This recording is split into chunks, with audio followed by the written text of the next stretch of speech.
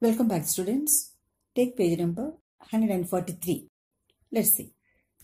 There was now a fine cold drizzle falling, and the wind had risen from its uncertain puffs into a steady blow. There was now a fine cold drizzle falling. It started drizzling little bit in a light way. Rain started, and the wind had risen from its uncertain puffs into a steady blow. Wind also started blowing. The few pedestrians astir in that quarter hurried dismally and silently along with coat collars turned high and pocketed hands.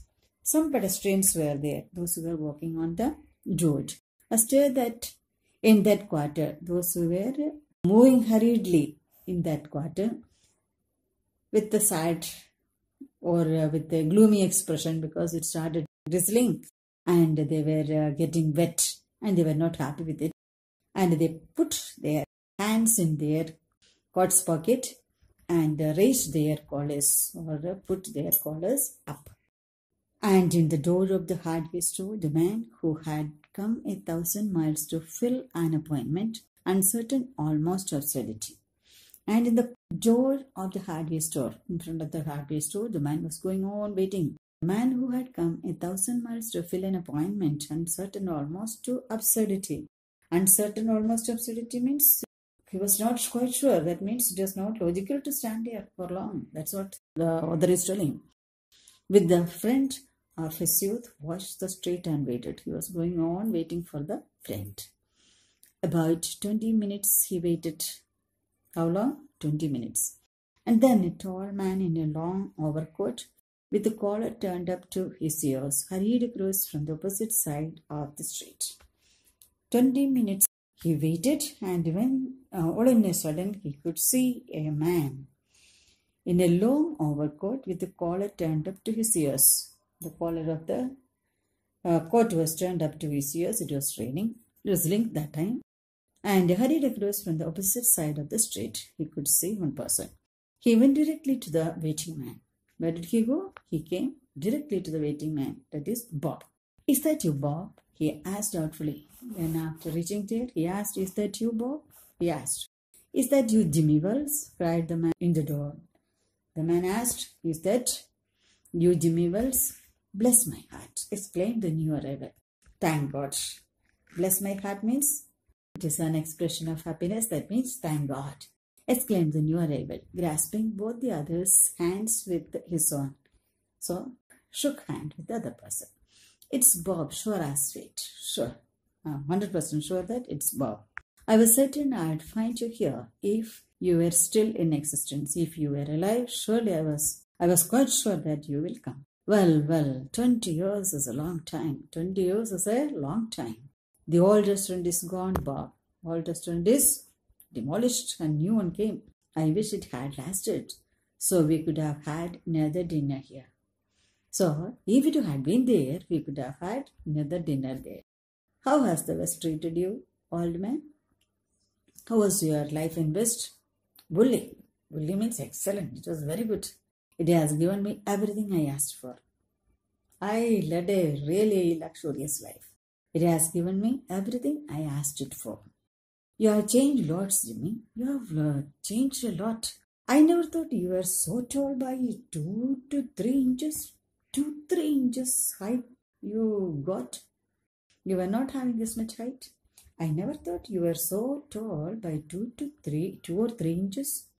Oh, I grew a bit after I was 20. After 20, I grew a little bit. Doing well in New York.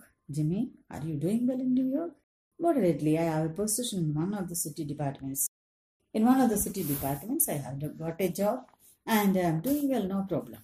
Come on, Bob, we'll go around to a place I know of and have a good long talk about old times.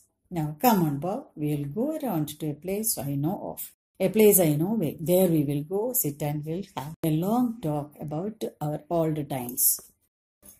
The two men started up the street arm in arm, holding each other's arm. They started walking.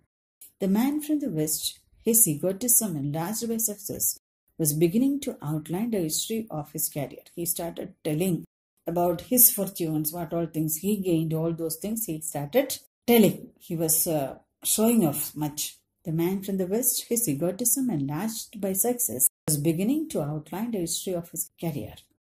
The other, submerged in his overcoat, listened with interest. The other person, that means Jimmy Wells, submerged in his overcoat, completely covered. He has covered his face nicely, and he was listening what all things were said by Bob. At the corner stood a drugstore. At the corner of the road, a drugstore was there, medical shop was there, brilliant with electric lights. Means in that shop, light was on, and it was everything could be seen. When they came into this glare, each of them turned simultaneously to gaze upon the other's face. When they came to this particular place, they came into this glare, each of them turned simultaneously. They both looked at each other and saw the face properly. The man from the West stopped suddenly and released his arm. He was holding the other person's arm. Now he removed his hand, released his arm. "You are not Jimmy Wells," he snapped. He said, "No, you are not Jimmy Wells. 20 years is a long time, but not long enough to change a man's nose from a Roman to a puck. 20 years we can grow tall and old, but one's nose cannot be changed. The Jimmy Wells had a Roman nose. That means it is a nose that is slightly curved. But this particular person's nose is somewhat flattened and upturned at the end. This one's nose is a puck type. So you are not Jimmy Wells. I am 100% sure."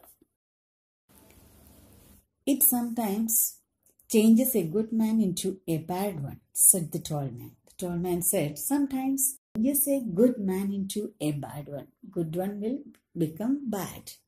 You have been under arrest for 10 minutes, Silky Bob. Bob, you are under arrest now. The police department at Chicago is investigating you. Tipped us off that you would be here and asked us to arrest you. The police department at Chicago has informed us or gave the secret information to us that you would be here and asked us to arrest you. Going quietly, are you? You are going with me quietly, are you? You are not going to resist. That's sensible. It will be good if you do so. Now, before we go on to the station, here's a note I was asked to hand you. I am giving you one note written by somebody. So please see this. You may read it here at the window. It's from Patrolman Wells. The letter is from Patrolman Wells. Please go through it." The man from the West unfolded the little piece of paper. He opened it. His hand was steady when he began to read. Starting time, his hand was steady, but it trembled a little by the time he had finished. By the time he had completed reading, his hand started shivering or trembling. The note was rather short. One small note it was. Short note it was. "Bob, I was at the appointed place on time. On time, I reached at the right place or appointed place. When I saw your face in the torchlight, I saw it was the face of the man wanted in Chicago. When I saw your face in the light of the torch, I understood that you are the man most wanted in Chicago. Somehow I could not do it myself. I did not want to arrest my own friend. So I went around and got a plainclothes man to do the job.